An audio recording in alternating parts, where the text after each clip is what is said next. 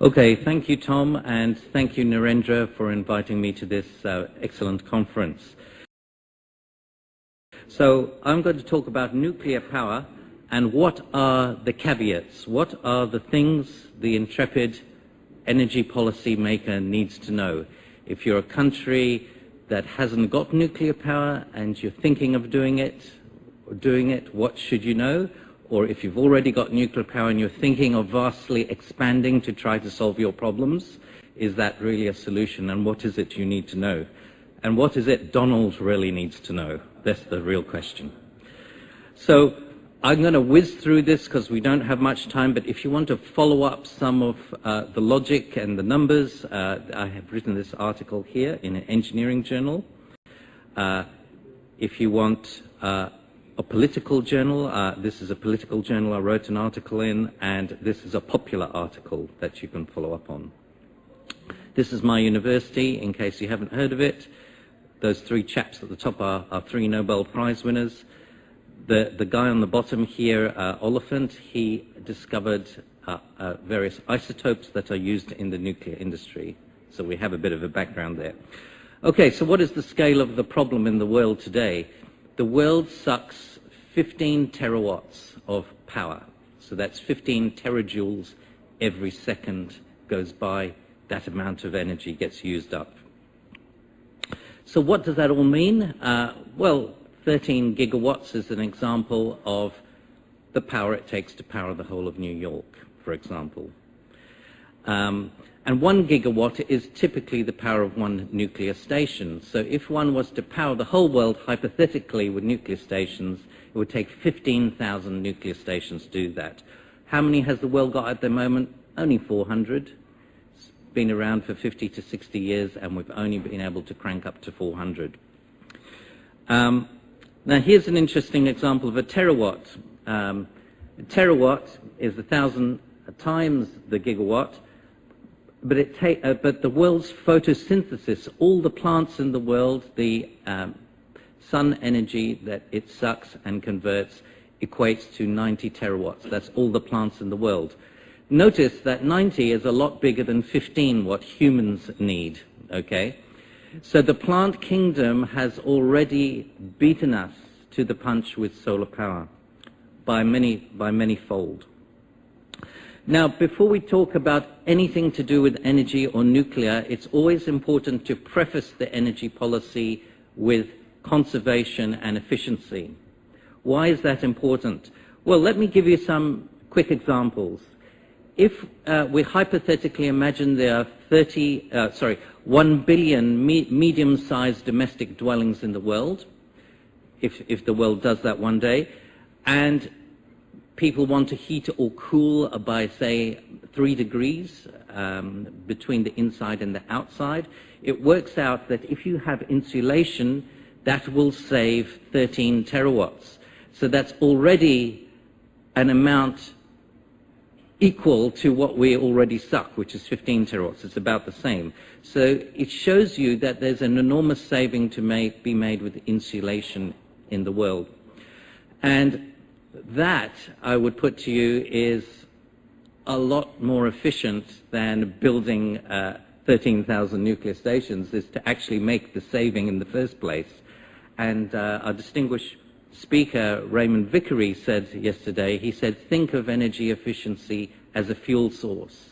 And so if you have that mental shift and think of these type of savings, it can save you the headache of lots of nuclear power stations and other big types of power stations.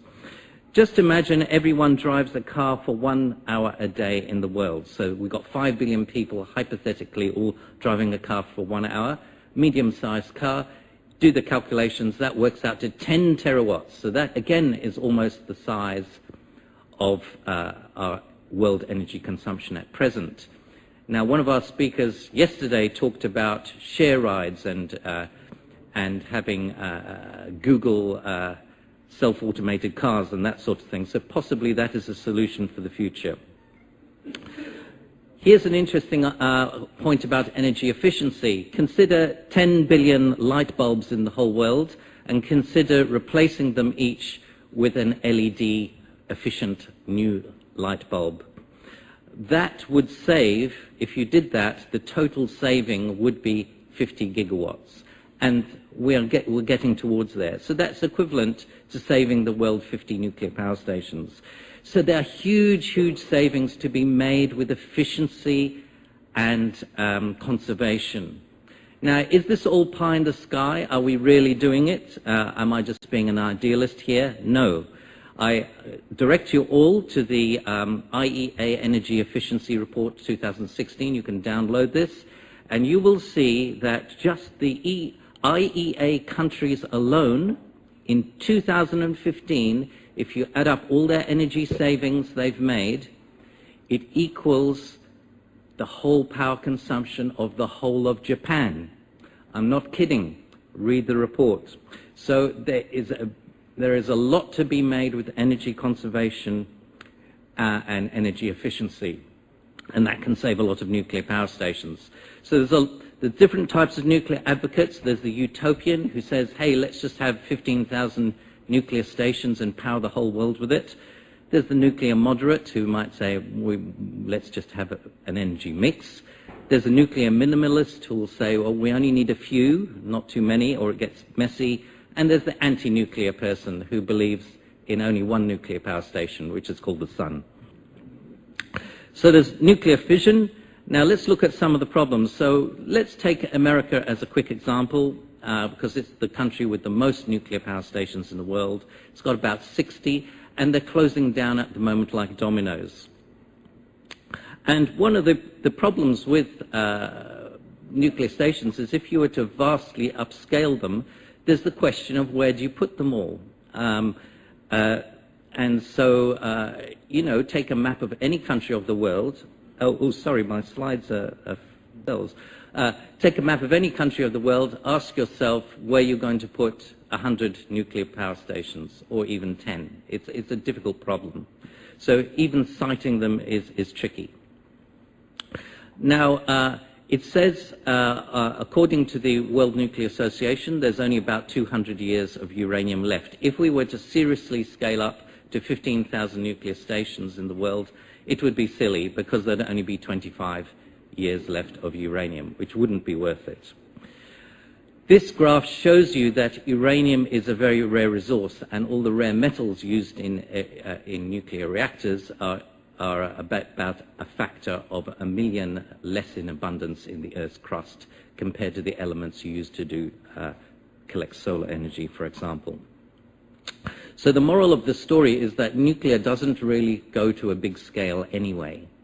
So what works on a small scale doesn't necessarily work on a large scale. So we'll have to think niche. And our distinguished speaker this morning said he didn't see nuclear as being a big player globally. And so what I'm trying to do is unravel what some of those reasons are. The other thing is reliability. Nuclear power in its process gives off lots of high energy neutrons, and that actually cracks the metal that the nuclear power station is made out of, and that contains the reaction. And you get this sort of cracking. And this is called embrittlement, and this is why your nuclear station has to be decommissioned after about 30 years. And that metal is not just made of steel, but it's alloyed with all these other rare elements. And so all those rare elements all get non-recyclable. They all have to be buried at the end of the day. Costs are considerable. Costs can be of the order of 10 billion for a 1 gigawatt station, and can be almost as much as that to decommission it at the end. And, you know, this is a very moderate figure. If you look at Hinkley in England, it's blown up to be much bigger than that number. And on top of that, there's these hidden costs. So I refer you to this energy policy article, which shows you all the other types of costs a government has to foot the bill for. This graph shows you the trend of nuclear power throughout the world right from 1954 to today. And as you can see, it peaked around the mid-80s. We had the most number of nuclear power stations in the world, and it's been in rapid decline. And so you want an energy policy, when you're considering energy policy, you have to ask, why is that? Well, why has it been declining like that? And is it a good idea to start building up again. And as you can see, there are very few nuclear power stations being built today. Most of them are in those red bars, which is China. Now, a study has been made about China, and to actually fulfill their nuclear ambitions over the next 20 to 30 years, it's been estimated that you would need to graduate several thousand nuclear engineering students to actually man all those nuclear stations and to do all the processes. But there simply there's simply only a few students each year putting their hands up for such courses. So China isn't really being able to build that workforce it actually needs to meet its ambitions. So this is another problem with nuclear power, is finding the workforce you need. And as we know, radiation from waste lasts for tens, hundreds of thousands of years. And so waste is a huge unsolved problem. The waste issue is quite significant. There's 10,000 tons of fuel waste produced per annum every year in the world.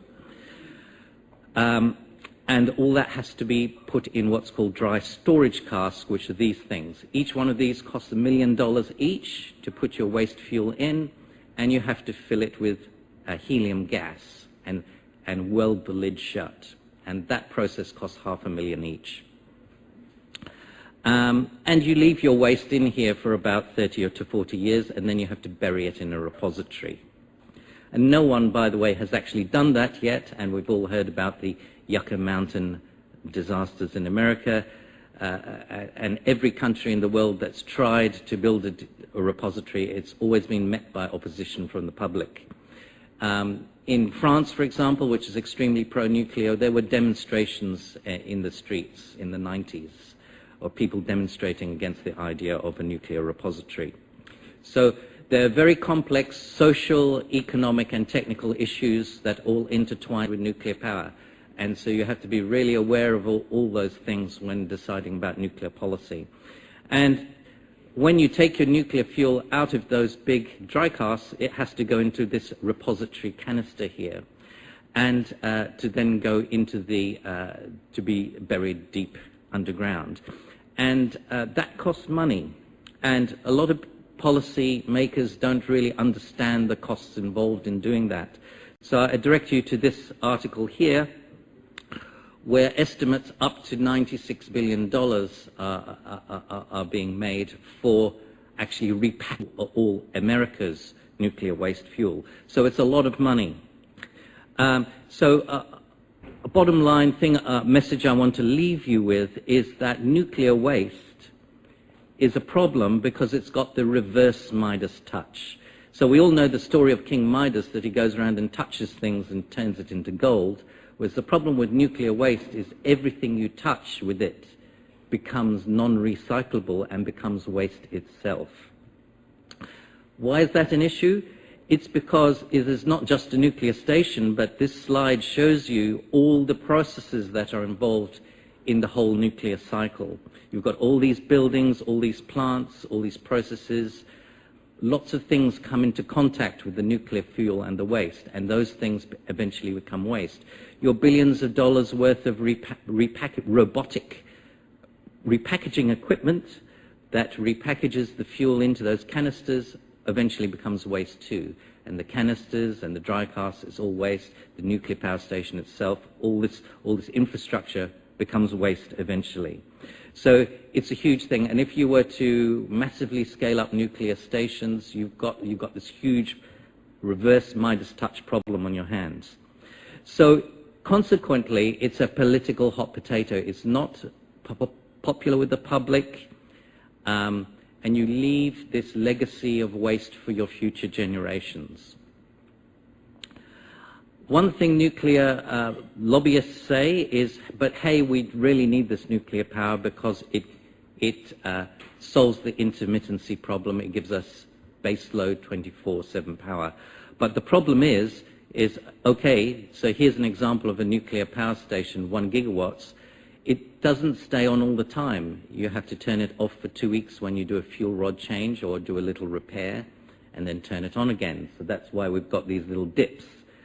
And so that means your grid has to come up with 1 gigawatt for 2 weeks while you're doing each of those changes. And then the nuclear power station eventually gets closed down in 30 years, and then it's a flat line at the bottom. And you've lost 1 gigawatt and it takes them 10 years to build another one. So nuclear power is actually intermittent, but on a different time scale. Whereas if you look at renewables, 1 kilowatt renewable just varies like that until it dies. But then when I've got 1 gigawatt of renewables and I have lots of diverse sources of renewables altogether, I get something like this graph. So it's not so intermittent. And notice it never actually dies. It keeps going on forever, because as each panel dies, you replace it. And so, but the overall beast is still working. So renewables, in a sense, in the end game, are way more reliable than nuclear.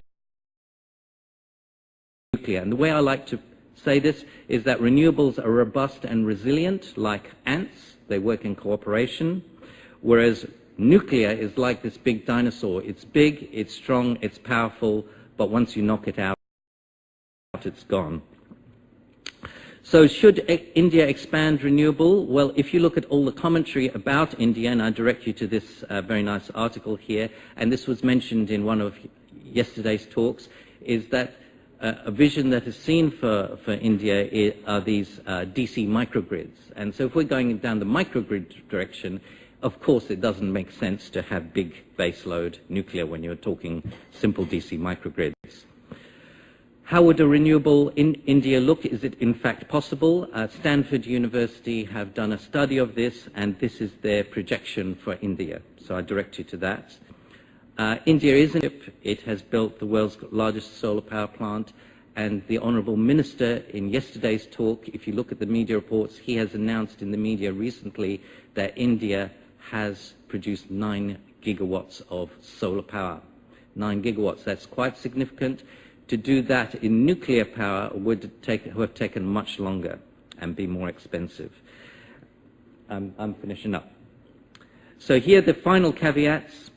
Nuclear is expensive, decommissioning is expensive, waste management is expensive, it has the reverse Midas touch.